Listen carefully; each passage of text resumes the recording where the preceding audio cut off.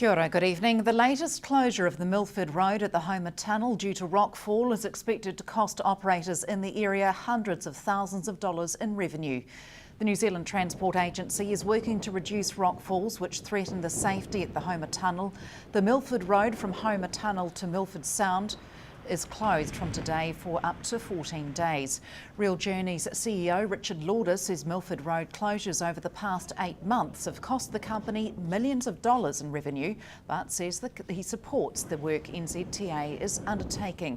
He says more than 10,000 tourists would normally visit Milford Sound during the 2-week closure at this time of year.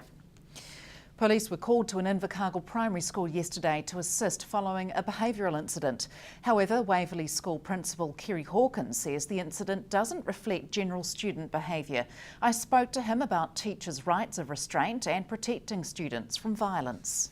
A school's job is to keep everybody safe, the staff, kids, including the child that may or may not have blown a fuse.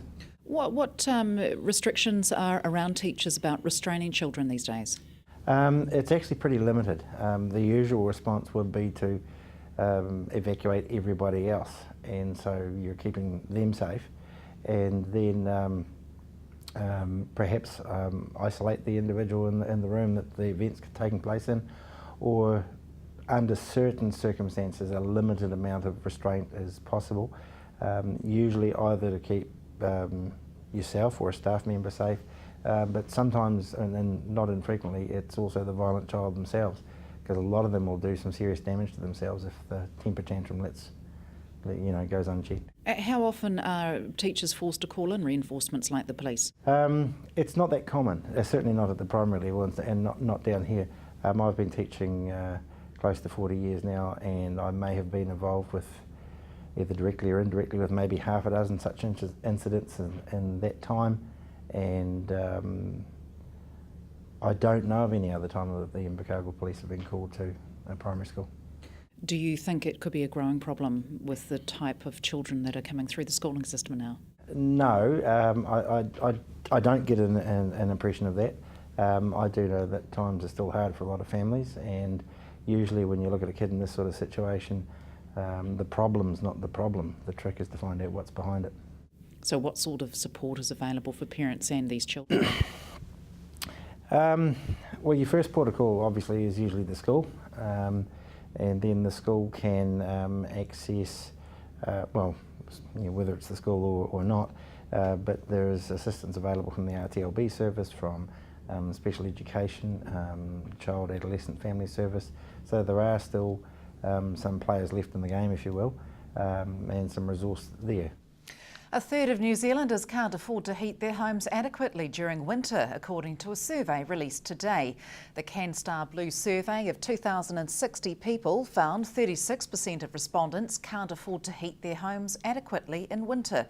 Nearly 3/4 of respondents had changed their behaviour to limit their electricity use. 17% of respondents had switched electricity providers in the past 12 months, while more than half had compared plans and providers online. Labour and the Green Party have both called for power prices to drop.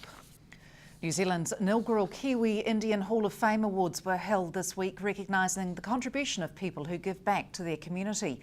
The event in Auckland on Tuesday night drew a large crowd among guests, Prime Minister John Key and a Southland contingent, including Southern Institute of Technology Chief Executive Penny Simmons and Invercargill Mayor Tim Shadbolt and his partner Asha Dutt. The first person inducted to the Hall of Fame was Kanwaljit Singh Bakshi, recognised for being the first Indian-born Sikh New Zealand MP. The awards were the brainchild of Indian Weekender director Giri Gupta, who says he wants to recognise people's efforts, particularly those who work hard and still find time to give back. We don't mind working 7 days. All our businesses of hospitality involve 7 days of work. Question is, after doing all that, there should be time to give back to the community. What about the people who give back to the community? They shouldn't be ignored.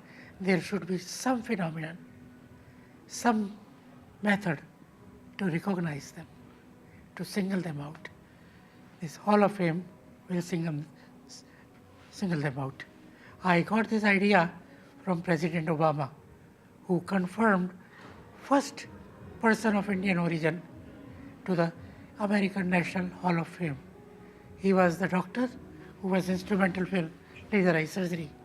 So from that time I thought something like that should happen in this country, my country. After the break, how new technology could soon be put to good use in Foveaux Strait.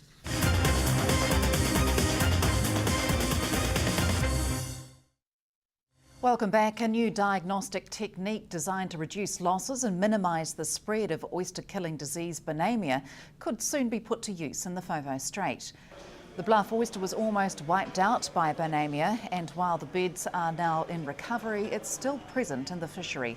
The New Zealand Institute of Water and Atmospheric Research and molecular diagnostic company Denature have developed a sensitive DNA test which can detect lower levels of infection more effectively, meaning disease can be discovered earlier. Bluff Oyster Management Company spokesperson Graham Wright says hundreds of thousands of dollars are spent each year monitoring Bonamia, and it's hoped the new technique will reveal ways to better manage the disease. Proposed changes to the Resource Management Act are anti-environment, according to Green Party Environment spokesperson Eugenie Sage. Sarah Bedford spoke to the MP, who was on a national tour to talk to the public about the proposed changes and their potential impact. Well, the government is proposing to change the Act to make it much more pro-development. We've already seen in a bill going through Parliament this year, it's making it much harder for councils to protect trees in urban areas, and it's making it more difficult for community organisations to get involved. So it's anti-environment, making it harder for people to participate and have their say, and it's anti-democratic with the increased powers for the Minister to intervene. Now, Environment Minister Amy Adams has said that the reforms will help business, but they'll still protect the environment. What's your response to that? Well, that's not what the Parliamentary Commissioner for the Environment has said. In the proposals for new legislation to come in later this year, the Minister's proposing to take out 5 of the key environmental criteria, like safeguarding amenity values, protection of intrinsic values. So that will mean there'll be fewer environmental matters that decision makers have to consider when they do big projects. And we know that New Zealanders love the environment. The Manapuri petition was started, of course, in Southland, and having the environment stripped away out of the decisions to the extent that government's proposing will mean we'll get more high impact development without taking account of the environment.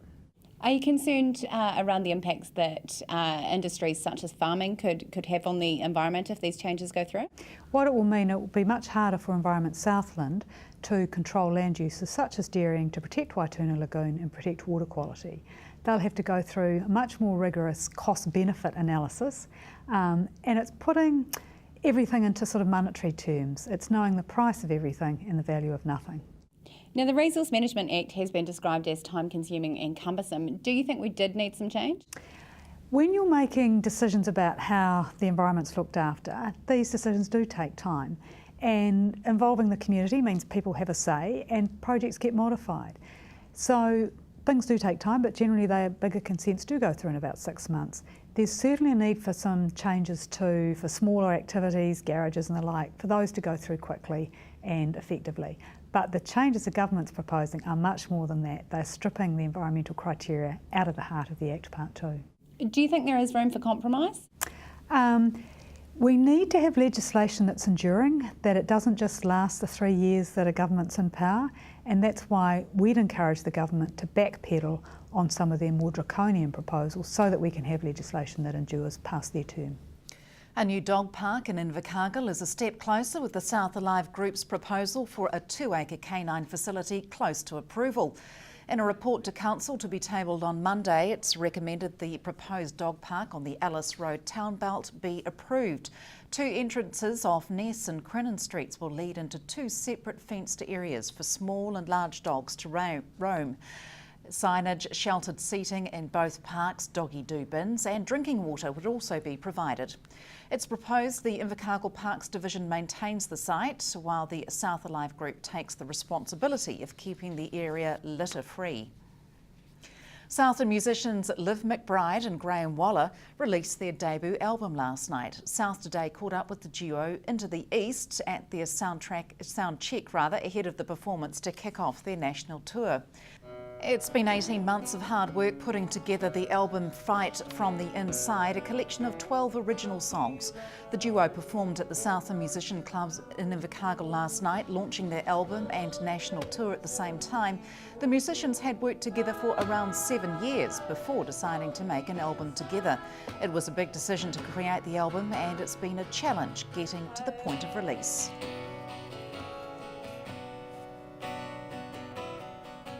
Basically, it took 18 months, I suppose, essentially, because we did a lot of pre-production because we wanted to get things right before we even set anything to tape, and that makes a huge difference to the way that we could get it out as quickly as we could, considering we've got no resources.